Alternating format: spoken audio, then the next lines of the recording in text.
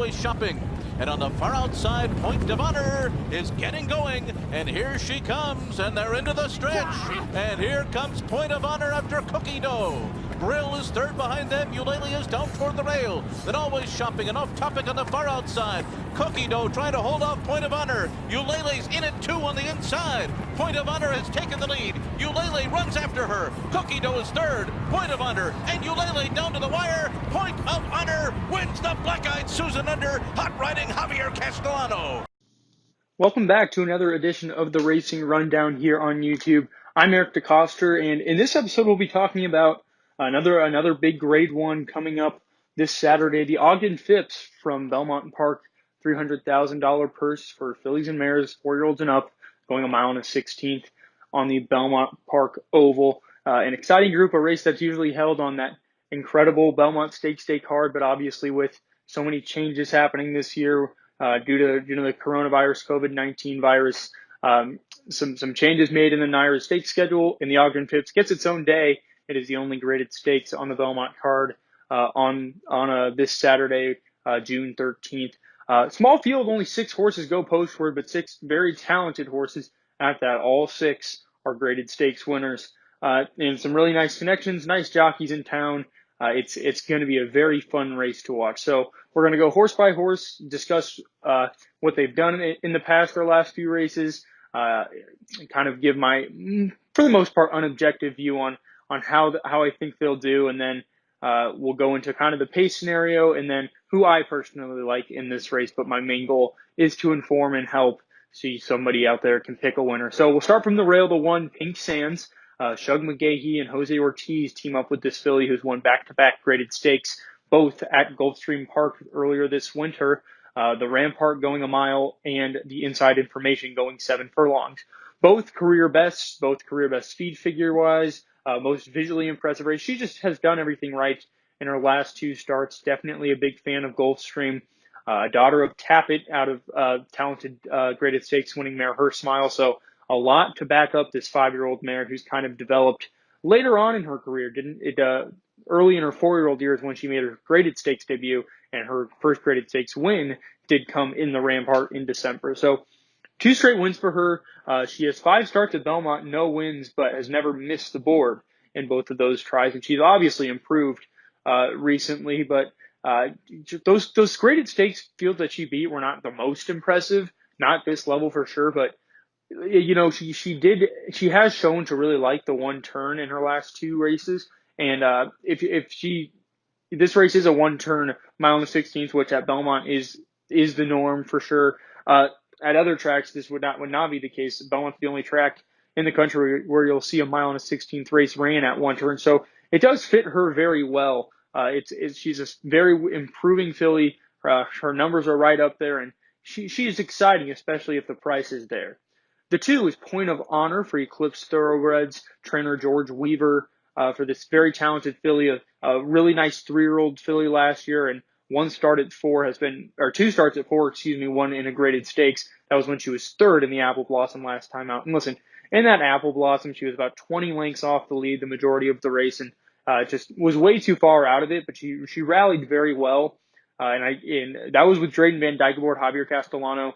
For those who don't know, he did contract the coronavirus and had to miss quite a bit of time from riding, but he is back now, and he has ridden this filly in her biggest wins, her 2 stakes wins, the Suncoast and the Black-Eyed Susan, both at 3 years old, and then obviously her big 2nd place finishes in the Coaching Club American Oaks and the Alabama.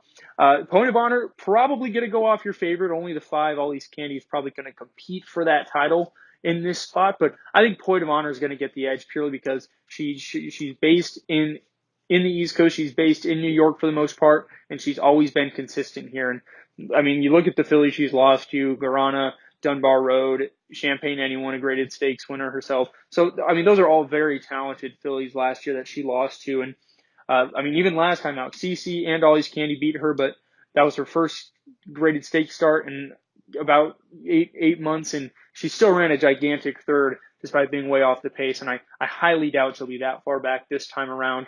Javier Castellano really started off slow when he came back from his missed time, but he's started to pick it up, especially at this Belmont meet. He's right back at home and doing well. So this filly on pure class is definitely the best in the race. However, uh, you do have to be a little bit suspect considering she hasn't won in her last 4 starts and that she hasn't won in over a year. So, but an exciting filly nonetheless, and your likely favorite. The 3, She's a Julie, a Grade 1 winner last year at 4 years old when she took the La Troyenne on Kentucky Derby weekend 2019, but she has lost her last 5 races, not finishing better than 3rd in each of those starts. Now she has been losing to good horses, Midnight Bisou, Elate, Dunbar Road, and Blue Prize among there, and then the last horse in that group, Golden Award, is another very talented filly who is in this race as well. Last time out in the Shawnee, coming off a big layoff, she hadn't ran in about 7 months, and she hopped horribly at the start. It was basically over from there. There was nothing really left after that. Well beaten, 6 out of 8 horses beaten, 13 lengths. Obviously, that was a decent field behind Dunbar Road and Chocolate Kisses, but the start, I mean, that's a race you just draw a line through. The start absolutely compromised her race. This time out, you have to think she's going to put a better step forward, and she has that race under her belt. Never to like. Even though she ran horribly, she lost all chance at the start. She has that race under her belt. She's back in the racing groove, and who knows, second time out she might improve. Steve Asmussen, always high percentage, but second off the layoff, it's even higher than his normal winning percentage throughout this year. So a very talented filly. This is going to be her first start at Belmont Park. Graded stakes winner, multiple graded stakes, Grade 1 winner, multiple graded stakes placed, and we're going to get to this speed, how the race is going to shape up in a second, but she's likely going to be second off of a not super hot pace. So she's going to be in the right position. It's just a question of whether she can bounce back to that form we saw last year, where we saw her win a couple graded stakes, including a Grade 1 in the La Troyenne, where she actually beat the eventual Breeders' Cup Distaff winner, Blue Prize, in that race. So exciting. And I do like that Ricardo Santana Jr. is shipping up from Churchill, where he would have had a lot of good mounts, and picks up the mount here on She's a Julie for this race. He comes in from Churchill, where he could have won a lot of races this Saturday, and wants to win this Grade 1. So at least he has confidence in his filly. The 4 is Blamed, a graded stakes winner. She took the Comely at Aqueduct in the winter of 2018. That was her big break. But she's been kind of an off and on filly. Every other race really has been her motto here. And big allowance win at Oaklawn last time after some interesting races down at Gulfstream Park. She lost 2 graded stakes, finished last in both the Inside Information and the Hurricane Birdie after setting really hot paces. In between those 2 starts, she won an allowance, and then has now, in her last start, won this allowance at Oaklawn going a mile. So she did kind of get a big distance race in her. That was a nice win, an easy 3-length win, I'd say. She had the lead to herself. She did it her own way, and it was very impressive. John Velasquez hops aboard for the first time in her career here for trainer Belmont, and she's coming off a couple really nice works into this race. This is a big class test for her. Her last 3 graded stake starts have not been anything good. They have been sprinting. This race is obviously stretching out, and in all of those races, she really had to work for it on the front end. If she can get a slow pace, she's going to hang around, and I think she might be able to get away with something really easy in this spot. And if she can, expect her to be there at the end. But if she's really going to have to battle up front, then it's not going to be good news for her. She has improving to do, but I think if she can improve, she's going to be there at the end against this group. Definitely underrated coming into this spot. The 5, Ollie's Candy, could be your favorite, your very likely second choice at the least, coming off a second, beaten just ahead in the Apple Blossom, a very impressive race where she set some really torrid fractions. I mean, for that distance, that pace against that quality, for her to almost go wire to wire, quite incredible. Great ride by Joel Rosario. And that was the first time we really saw her. We've seen her be attentive to the lead before in her career, but never like that. Never where it was she almost defaulted to the front. And she likes to be near it, but not on top. So very heads up ride by Joel Rosario. Very well done. I don't know if she's going to do that again in this spot. However, it would be to her benefit to be close up to the lead again for trainer John Sadler. Before that Apple Blossom, which was coming off 3 straight losses, she did win a Grade 1 last year at 4 in the Clement L. Hirsch before dropping a couple tougher races and now she drops here. First race at Belmont for this West Coast-based filly who actually skipped running at Santa Anita a couple of weeks ago, where she would have had to face CC and Fighting Mad to run in this spot. So interesting that they go for this race. Obviously, the purse is bigger, more prestige in winning the Ogden Phipps.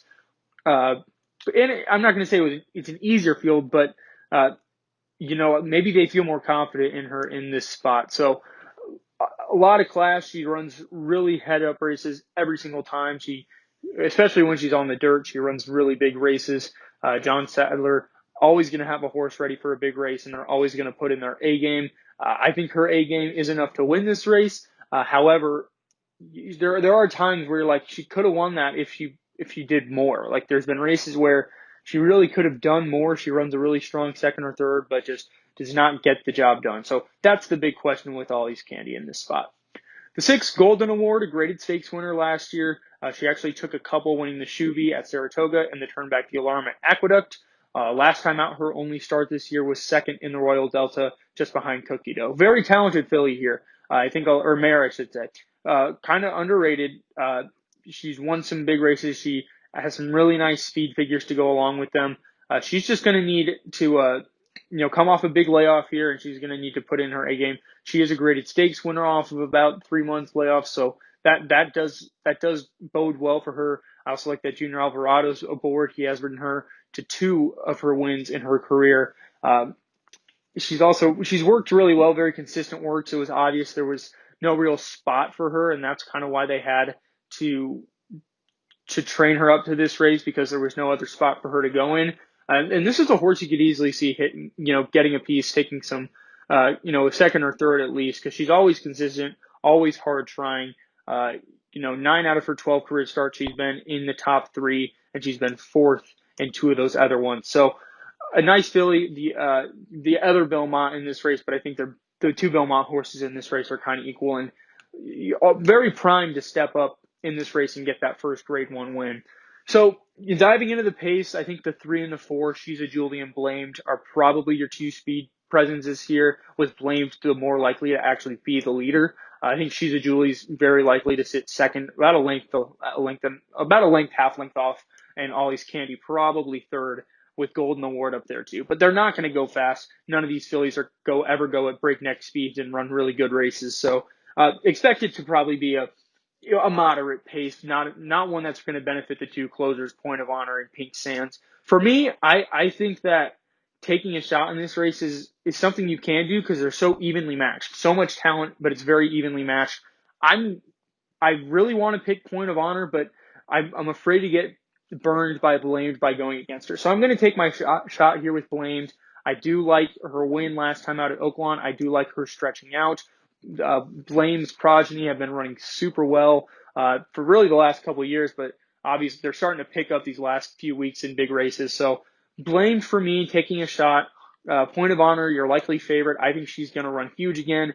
I'm going to take her second. And third, I'm going to go Golden Award. I think that this is a filly who's always been underrated, and if she can run her best race, she's very likely to pick up some of the late pieces. So that's my opinion. I like taking shots in these big races when I'm not confident in one of the favorites, and I'm not here, so I'm going to go Blamed on top. And that's all I have for you on this edition. Super wide open, super talented race here, as you'd expect in a big Grade 1. And hopefully I was able to help some of you out there look for a new insight and hopefully pick a winner in this Grade 1 Ogden Phipps. Released in Pink Sands around the far turn, and Golden Award rests command here. Wildcat goes up on the far outside. She's a Julie under a full out drive has dropped back to third. They're into the stretch. It is Golden Award who comes down to the 8th pole in front. Wildcat, and on the inside, She's a Julie continues to battle, but Golden Award has the lead down to the 16th pole and is getting away under Tyler Gaffalione. Golden Award takes the Shuvi by 2 lengths. Wildcat was second, and then it was She's a Julie and Pink Sands.